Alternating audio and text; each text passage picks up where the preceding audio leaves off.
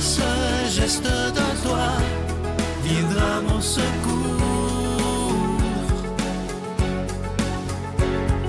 Viens semer dans mon âme le grain de l'amour.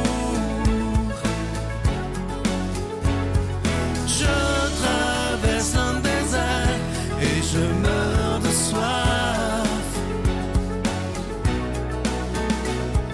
Montre-moi le mystère qui garde la foi. Bon vendredi, bienvenue à votre émission La Victoire de l'amour. On rejoint tout de suite pour sa chronique le docteur Valérie-Julie Brousseau et à l'homélie, ce sera de Paris, le bon père Michel Marie.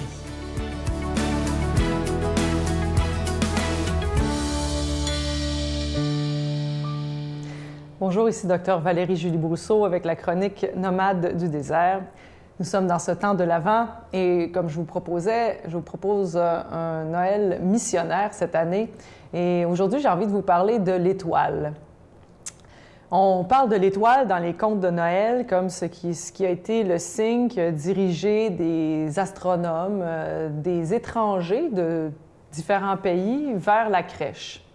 Si vous avez essayé, comme moi, de faire un peu de biologie puis d'astronomie, vous réalisez que c'est assez compliqué de trouver l'étoile, elle est où, elle s'en va où, elle va apparaître où, quand on essaie de voir quand les météorites vont passer, comment calculer leur parcours dans le ciel, etc. Donc, c'est un peu la même chose quand on parle d'étoile dans le sens d'idéal.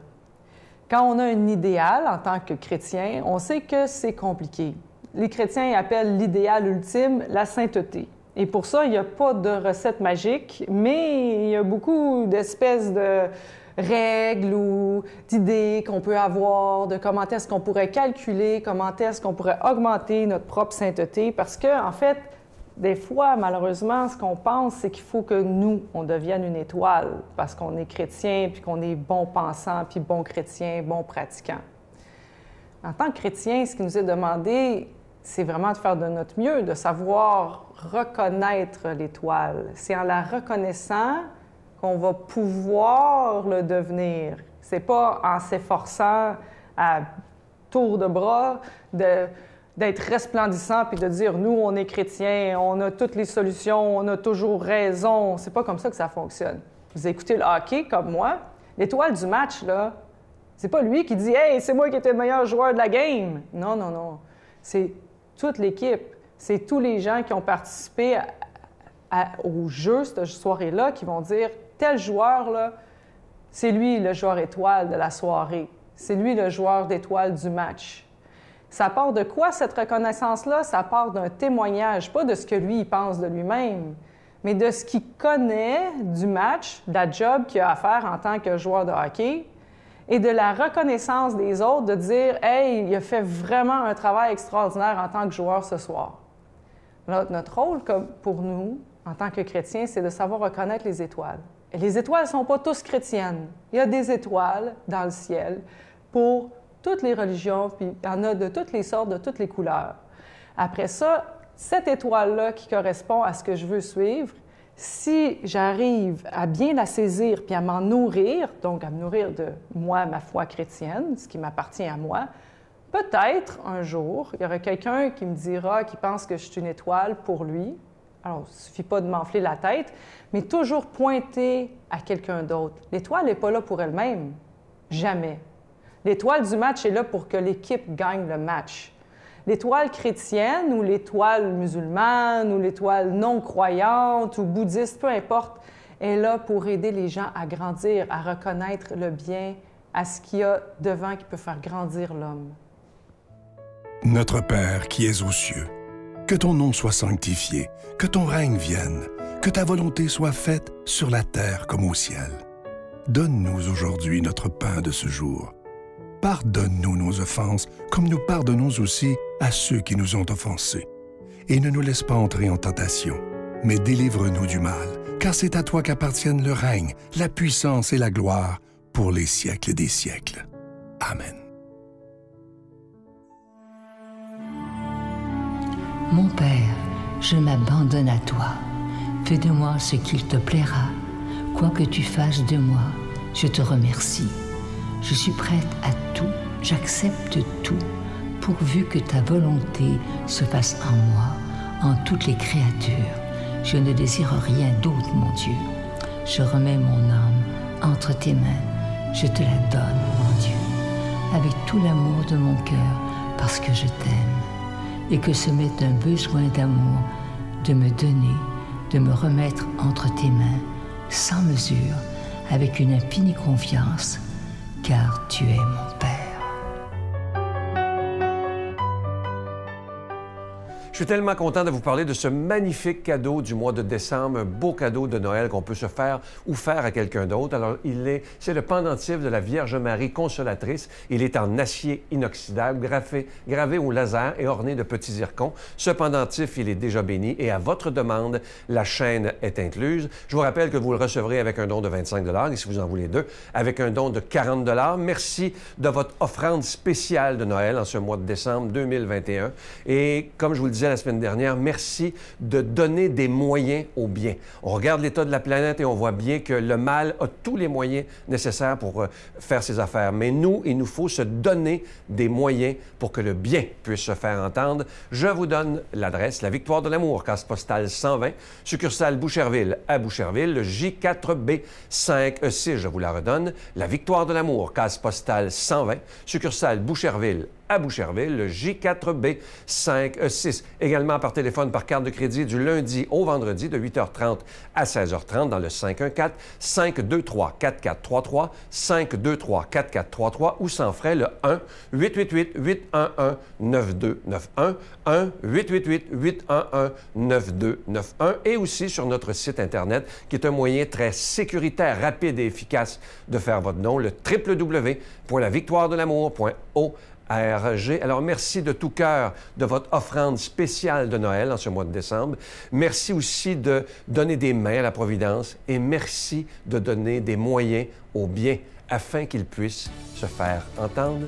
Merci de tout mon cœur.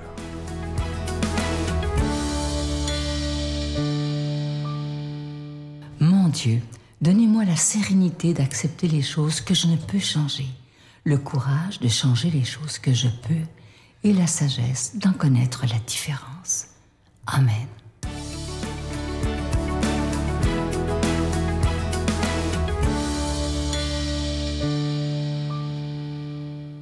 Joie de vous retrouver. Évangile de Jésus-Christ selon saint Matthieu.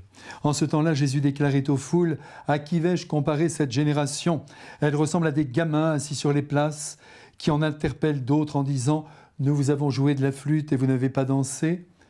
Nous avons chanté des lamentations et vous ne vous êtes pas frappé la poitrine. Jean est venu, en effet, il ne mange pas, il ne boit pas, et l'on dit c'est un possédé. Le Fils de l'homme est venu, il mange, il boit, et l'on dit voilà un glouton et un ivrogne, un ami des publicains et des pécheurs. Mais la sagesse de Dieu a été reconnue juste à travers ce qu'elle fait. » Mes frères bien-aimés, aujourd'hui le Christ n'y va pas de main morte, en voyant toutes les tensions qu'il suscite, en mesurant les contradictions qu'il rencontre, en constatant le peu d'accueil qu'il reçoit, malgré tout le bien qu'il accomplit, pour la première fois, et j'oserais dire sans nuance, il ne sauve personne, en jugeant sévèrement, non pas je ne sais quel pharisien, mais toute sa génération. Il la fustige en pleurant sur l'étroitesse d'esprit de ses contemporains. Vous savez, on a beau être religieux, connaître la Sainte Écriture, si l'on est enfermé dans ses propres certitudes, loin de l'écoute de l'Esprit Saint, de cet Esprit de Dieu qui éclaire l'intelligence, on peut passer à côté des plus grands cadeaux de Dieu, et ce fut bien le cas au temps du Christ. Ils n'ont pas reconnu en lui le Messie. Et l'on comprend alors qu'ils soient déçus, et même profondément peinés. On le sent très fort dans ce texte, par l'attitude méprisante de ses contemporains, qui ne se laissent pas toucher par sa présence. Et ce mépris s'exprime par la nonchalance, par l'indifférence devant les merveilles de Dieu, qui ont pourtant commencé à rayonner par le ministère de Jean-Baptiste. Ce garçon, au destin terrifiant, qui n'est venu au monde que pour ouvrir la voie au Christ, avant de perdre la tête pour lui. Cet homme n'a vécu que pour sa mission, vous le savez bien. Il a fait des choix crucifiants, vivant dans le désert, attendant les foules, les enseignant à longueur de journée, prenant des risques inouïs, en prenant position contre le pouvoir public, se moquant pas mal des conséquences, ne songeant qu'à plaire à son Dieu. Ce Jean-Baptiste s'est privé de tout ce que la vie la plus saine et la plus juste pouvait lui offrir. Pas de famille, pas de travail, pas d'amis, mais grâce à Dieu, des disciples. Ces repas, eh bien, vous savez, on les connaît par cœur, hein, et ils vous lèvent le cœur. Des sauterelles, du miel sauvage, et puis ces habits, alors là, n'en parlons pas. Oui, parlons-en, une tunique en poil de chameau, une ceinture de cuir. Eh oui, car Dieu est toute sa richesse, et sa voix est un trésor. Elle a retenti sous le signe du courage. Elle a invité les hommes à la conversion aux valeurs divines. Mais elle n'a rencontré, hélas, que très peu d'écho. C'est le Christ qui l'affirme. Oui, bien sûr, les foules se sont précipitées dans le désert. Rien d'étonnant, vous savez, les tribuns sont toujours recherchés. Mais la suite n'a pas donné grand-chose. Peu d'hommes ont suivi les conseils du précurseur. Et de plus, on l'a cru même habité par un démon, ce qui est vraiment inacceptable quand on voit sa vie.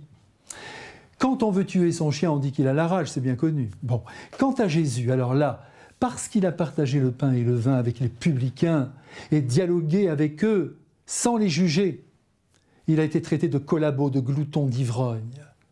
Parce qu'il a remis en cause la manière dont les pharisiens interprétaient la loi de son Père, il a été exclu, comme le dernier des usurpateurs, jugé blasphémateur par les autorités religieuses, lesquelles furent effrayées, il faut bien le dire, à la pensée de perdre leur ascendant sur le peuple. Les rabbis n'ont vraiment pas apprécié qu'une tête se lève, qu'elle parle ouvertement et qu'elle montre que la loi, profanée par 1000 rajouts, contribue à épuiser le peuple et à le décourager dans sa marche vers Dieu. Bien que Jésus ne soit pas à court d'arguments et qu'il puisse encore confondre sa génération en lui mettant sous les yeux son indifférence inacceptable, eh bien non, il s'en tient à un seul argument. « Ouvrez les yeux, leur dit-il, regardez les œuvres que j'accomplis, les œuvres de miséricorde spirituelle, corporelle, et jugez par vous-même si je ne viens pas de Dieu. » Voilà confondu sa génération, mais une fois qu'on a dit tout ça, réfléchissons à la nôtre de génération. Où en est-elle? Accorde-t-elle sa confiance au Christ ou fait-elle sa vie loin de lui? À chacun de voir. En attendant, Jésus ne nous refuse pas sa bénédiction. Il nous l'accorde avec son Père et le Saint-Esprit, et en plus de grand cœur, malgré notre peu de foi. Amen. Je vous salue Marie, pleine de grâce. Le Seigneur est avec vous. Vous êtes bénie entre toutes les femmes, et Jésus, le fruit de vos entrailles, est béni. Sainte Marie, Mère de Dieu, priez pour nous pécheurs, maintenant et à l'heure de notre mort. Amen. Le Seigneur nous en fait la promesse, il ne nous abandonnera jamais. Est-ce qu'on en est conscient? Peu importe nos besoins, le Seigneur est là, il entend, il sait mieux que nous-mêmes ce dont nous avons besoin.